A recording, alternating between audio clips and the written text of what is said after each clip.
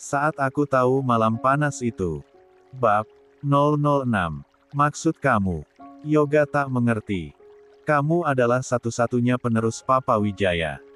Walaupun ada kakak perempuan kamu, tapi yang bisa meneruskan perusahaan keluarga Wijaya Krama itu cuma kamu. Jelas indah, membuat Yoga terdiam beberapa saat. Kenapa aku bisa mengatakan seperti ini?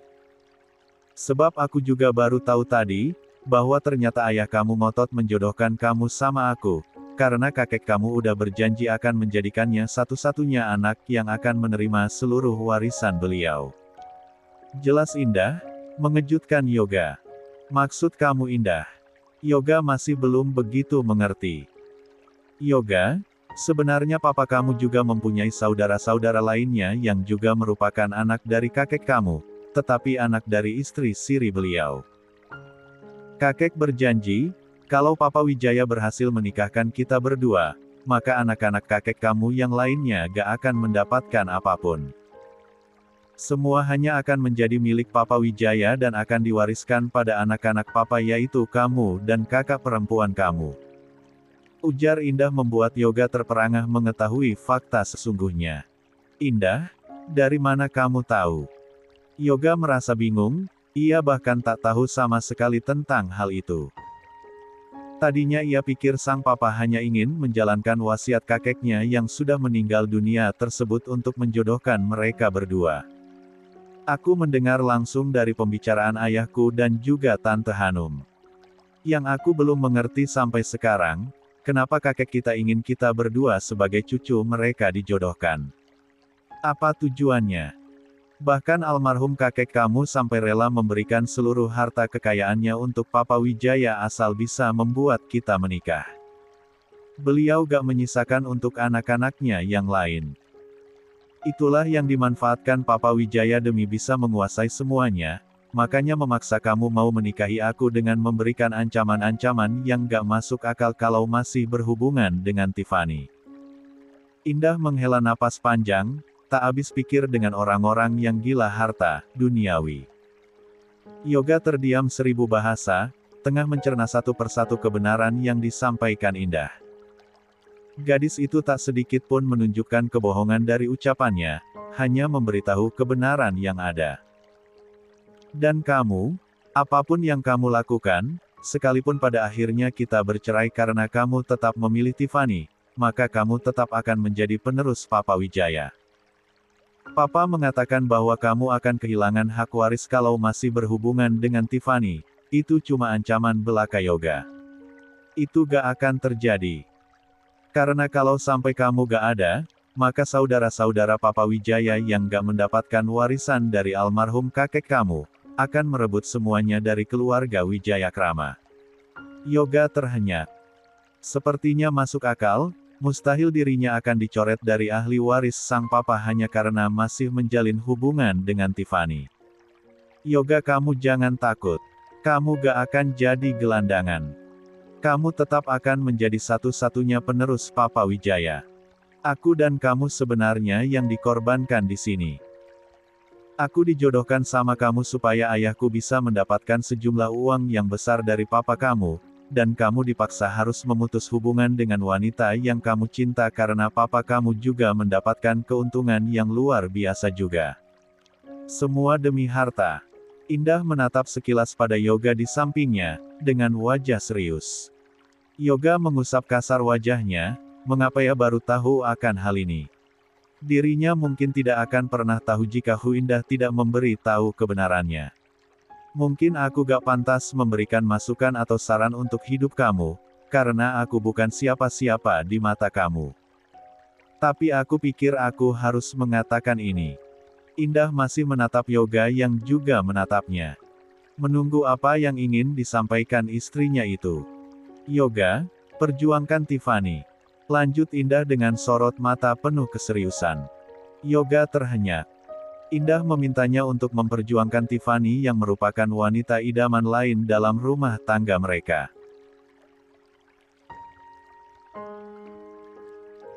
Kamu sangat mencintainya dan hubungan kalian udah terlalu jauh gas.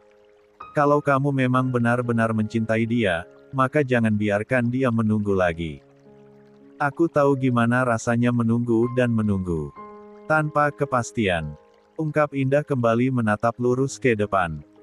Sejak awal kita menikah, aku memang bertekad untuk bersungguh-sungguh menjadi istri yang baik buat kamu. Aku selalu menunggu kamu mau membuka hati sedikit aja untuk aku demi keutuhan rumah tangga kita. 6 bulan lamanya, kamu semakin membenci aku dan aku akhirnya sadar bahwa gak ada lagi yang perlu aku harapkan dari pernikahan kita ini. Hati kamu udah terlanjur milik Tiffany seorang. Hati manusia gak bisa dipaksakan. Kamu juga berhak bahagia bersama wanita yang kamu cintai. Dan aku memilih mundur. Ucapan Indah membuat Yoga terbungkam. Wanita itu sedikit menyunggingkan senyum penuh ketulusan padanya. Ceraikan aku Yoga, nikahi dia. Perjuangkan dia, wanita senang diperjuangkan. Kamu gak bisa terlalu lama membuat dia menunggu. Jangan sampai nanti kamu menyesal kalau dia lelah menunggu kepastian dari kamu dan akhirnya dia memilih menyerah sama hubungan kalian. Indah? Yoga tanpa sadar menyebut nama Indah. Tadinya ia pikir istrinya itu sangat membenci Tiffany. Tapi ternyata Hu Indah sangat memahami perasaan Tiffany sebagai sesama wanita. Kamu jangan khawatir. Ancaman papa itu gak akan benar-benar terjadi, gas. Kamu gak akan kehilangan segalanya kalau menceraikan aku dan menikahi Tiffany. Aku akan menemui Papa Wijaya dan menyampaikan pada beliau bahwa aku gak bisa lagi bertahan dalam pernikahan kita. Kita gak saling mencintai dan hati kita terutama kamu, gak bisa dipaksakan untuk mencintai satu sama lain. Ujar Hu Indah menegaskan. Mumpung gak ada rasa di antara kita, mumpung kita gak punya anak, dan aku belum pernah terjamah sedikit sama kamu, maka ayo kita percepat perceraian ini. Aku akan pergi dari hidup kamu, dan kamu harus lanjutkan kebahagiaan kamu bersama Tiffany. Kita temukan kebahagiaan kita masing-masing. Indah menatap Yoga penuh harap, tak ingin pria itu ragu. Yoga masih speechless. Entah mengapa ada rasa yang tak bisa ia mengerti saat ini. Seharusnya ia senang dan bersemangat dengan ajakan Indah untuk berpisah. Karena ia pun sudah mengetahui kebenaran yang ada, bahwa ia adalah satu-satunya putra Wijayakrama. Tak mungkin sang papa akan mencoret dirinya sebagai penerus pria itu jika menceraikan Indah demi memperjuangkan wanita yang ia cintai. Namun mengapa ada rasa yang aneh saat jalan untuk menceraikan Indah sudah terbuka? Ada apa dengan Haitu? Dirinya. Indah bangkit dari duduknya, memperbaiki dan membersihkan pakaiannya yang ditempeli rumput. Kamu mau kemana? Yoga ikut berdiri. Sama seperti Indah, pria itu juga membersihkan celananya dari rerumputan yang menempel di sana. Kamu gak perlu tahu. Mulai sekarang aku bukan lagi tanggung jawab kamu karena sebentar lagi kita akan bercerai. Aku harap kamu bisa bekerja sama. Indah melangkah, akan kembali ke mobilnya. Yoga tanpa sadar mengikuti istrinya itu. Kamu masih istriku, aku tetap harus tahu kamu kemana. Dan sebaiknya kamu kembali ke rumah. Kita masih berstatus suami istri. Aku cuma gak mau melepas tanggung jawab begitu aja sebelum kita benar-benar resmi bercerai. Yoga tak sadar dengan apa yang ia ungkapkan. Indah sedikit heran. Sebelumnya pria itu juga tak pernah merasa memiliki tanggung jawab terhadapnya.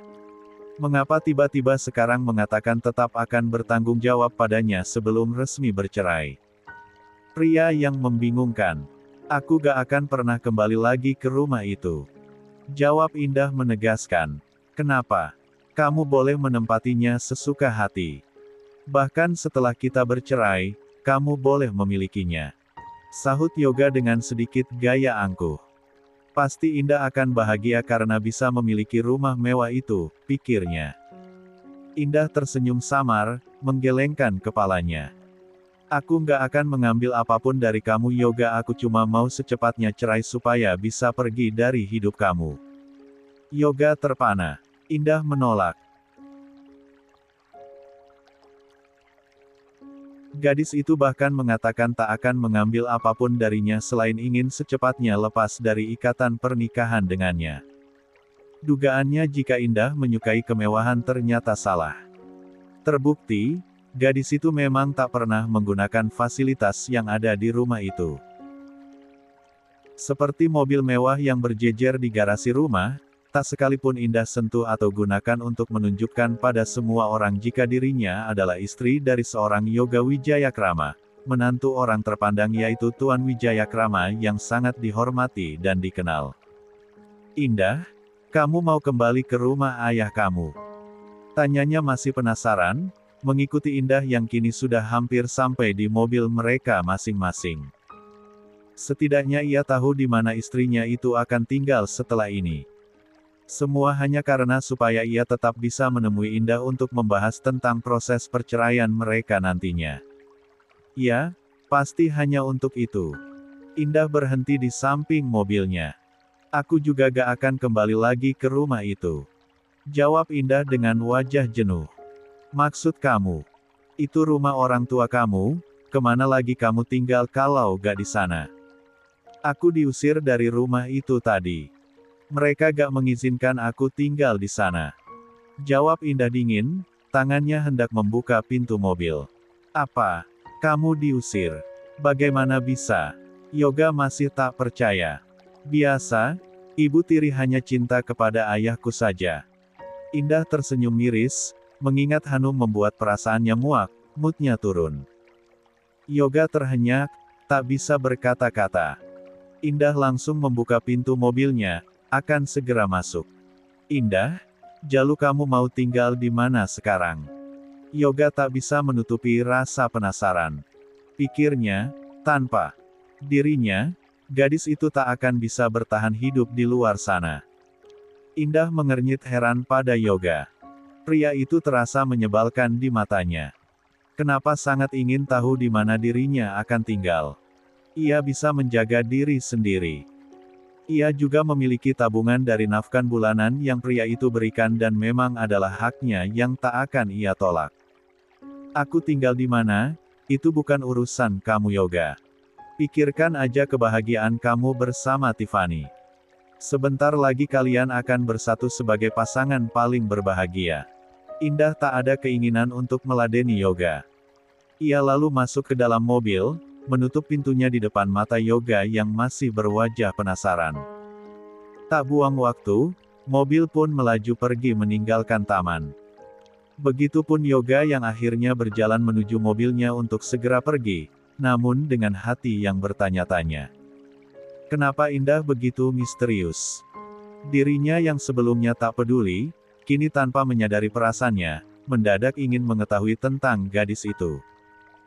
Namun jika sudah mengingat Tiffany, hatinya lagi-lagi mengabaikan tentang Hu Indah. 3 bulan berlalu, pukul 6.30 WIB. Pip. Dering alarm yang keras dari ponsel di atas nakas, memecah keheningan kamar, membuat Yoga tersentak dari tidurnya. Dalam keadaan kusut, Yoga segera menoleh ke arah jam dinding. Matanya membulat, menghitung detik yang semakin menyempit. Ini sudah pagi ternyata. Ini hari persidangan terakhirku, aku gak boleh terlambat. Gumam Yoga sambil berlari menuju kamar mandi. Ia segera membersihkan diri dengan terburu-buru, tak ingin membuang waktu sedikitpun. Setelah selesai, Yoga mengenakan setelan jas terbaiknya, mencerminkan keseriusan namun juga ada sedikit kekhawatiran yang memenuhi pikirannya. Yoga melangkah keluar rumah dengan langkah cepat, tak sabar ingin segera sampai di pengadilan. Namun, di tengah perjalanan, ia merasa ada sesuatu yang ganjil. Wajahnya tampak bingung, seolah mencari sesuatu yang hilang. Tiba-tiba, ia menyadari bahwa ia lupa membawa berkas-berkas penting yang dibutuhkan dalam persidangan. Astaga, bagaimana bisa aku lupa membawa berkas-berkas itu? Aku harus kembali secepatnya, ujar Yoga. Panik. Ia berlari kembali ke dalam rumah dengan napas terengah-engah, takut jika kecerobohannya tersebut akan mempengaruhi hasil persidangan nanti.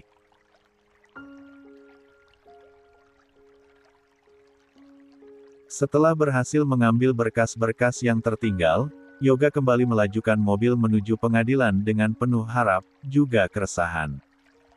Setiap laju yang diambilnya semakin cepat, seperti melawan waktu yang tak henti berjalan.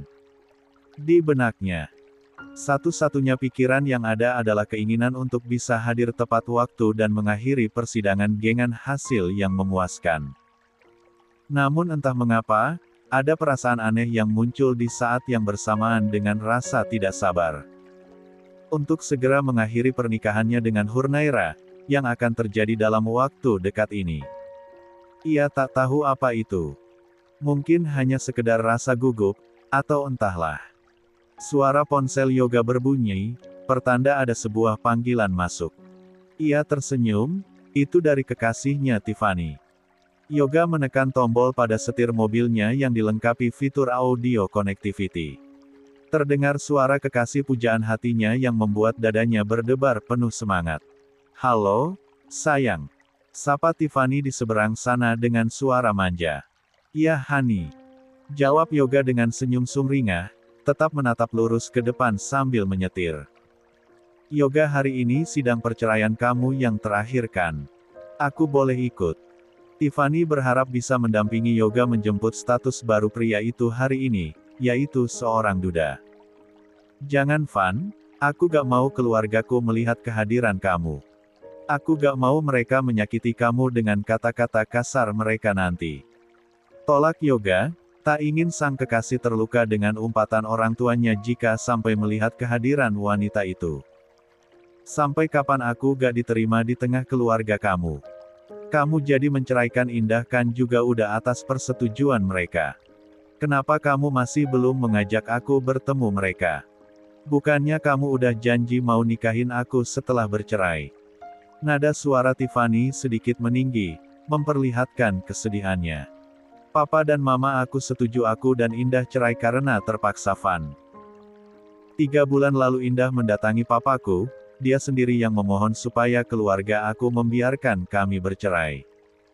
Jelas Yoga.